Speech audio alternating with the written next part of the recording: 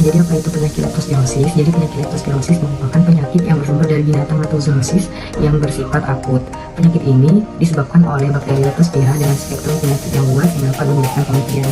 Penyakit ini juga merupakan penyakit penyerta banjir yang dapat ditularkan melalui kencing tikus yang mengandung bakteri dan masuk melalui kulit yang lecet atau selaput lendir pada saat kontak dengan banjir, genangan air sungai hingga selokan ataupun lumpur.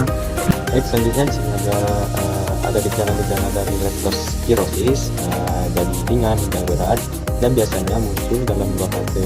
Jadi fase pertama itu atau kita sebut dengan fase septikemia, itu ada demam tinggi, sakit kepala, nyeri otot terutama di betis dan punggung bawah, mata merah dan lain sebagainya. Itulah adalah fase pertama atau kita sebut dengan fase ringan.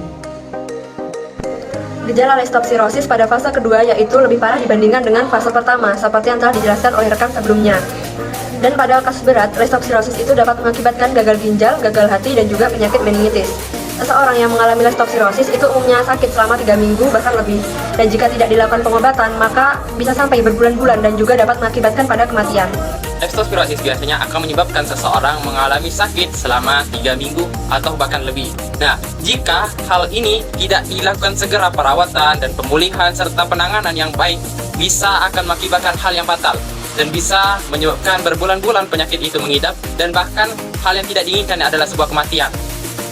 Baiklah, di sini ada pencegahan dari penyakit leptospirosis, di mana untuk pencegahan ini sendiri biasanya menggunakan obat antibiotik seperti penicillin, kemudian istirahat yang cukup dan meminum air yang banyak, serta mengurangi minuman alkohol yang terlalu tinggi.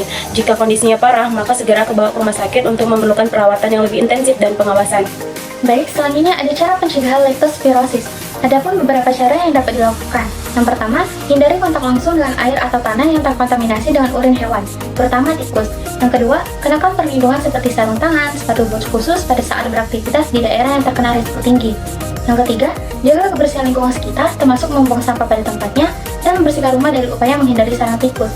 Yang keempat, vaksinasi tersedia untuk hewan peliharaan untuk mengurangi risiko penularan. Yang kelima, hindari berenang atau bermain air di daerah yang tidak terjaga kebersihannya, terutama jika memiliki luka terbuka, segera tutupi luka dengan plaster yang tahan air. Penyakit leptospirosis bisa disebarkan melalui hewan seperti tikus, anjing, babi, dan sapi.